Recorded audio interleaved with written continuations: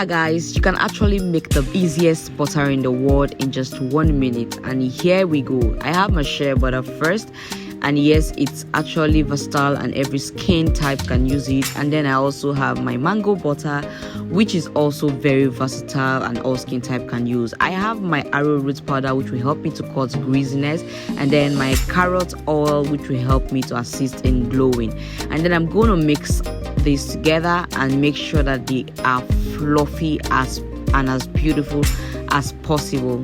Hey there, make sure not to whip too much so that you don't get to incorporate air into your butter. Alright, so after I get my desired texture, I'm going to add my remaining ingredient. Here I have my vitamin E oil acting as my preservative and antioxidant here. And then I also have my essential oil in drops. And then lastly, I have my fragrance for scents. These are just the basic things that you need to have to make your beautiful body butter. And then I'm going to whip till I get my desired texture. Everyone can use this butter, kid, adults. You can use it for your skin and for your hair.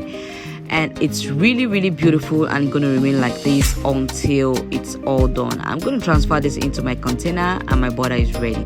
Hey, I hope you subscribed. Thank you for watching and bye.